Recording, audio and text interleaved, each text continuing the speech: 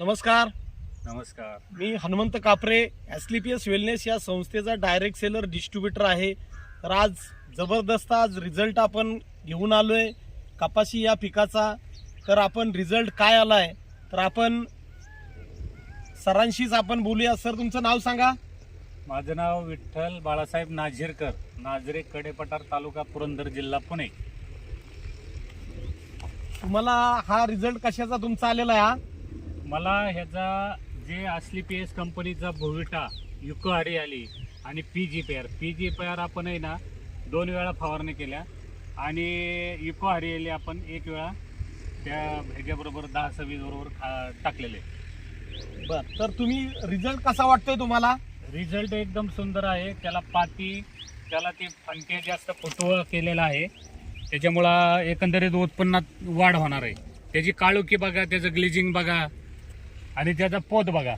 1 number. तुमच्या भोविटाने इतकं भारी काम केले की त्यामुळं निश्चितपैकी उत्पन्न वाढणार आहे.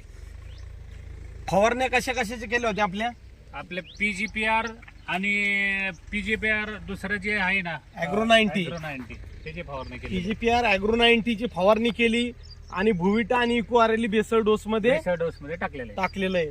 तर तुमची ह्याची जी म्हणताय तुम्ही, याची फुटवे असतील, याची संख्या असेल, सगळी फुटव्यांची फुले असतील, ते जबरदस्त पद्धतीने लागले. त्याची काळुकी एवढा पाऊस झाल्यानंतर सुद्धा त्याचं सगळी शायनिंग त्याची टिकून आहे.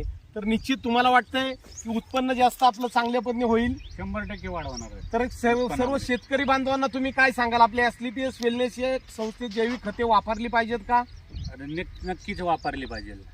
जर वापरली तर 100% फायदाच होईल आणि उत्पन्नात वाढ होईल. चालेल. अशाच पद्धतीने आजची काळाची गरज आहे. आपल्या एसलीपीएस वेलनेस या संस्थेची जैविक खते तुमचा भरमसाठ होणारा खर्च निम्म्याने कमी करून उत्पन्न मात्र नक्कीच 25-30% नक्कीच तुमचं वाढेल. सर्वांनी आपल्या एसलीपीएस वेलनेसची जैविक खते वापरा. धन्यवाद. धन्यवाद. किती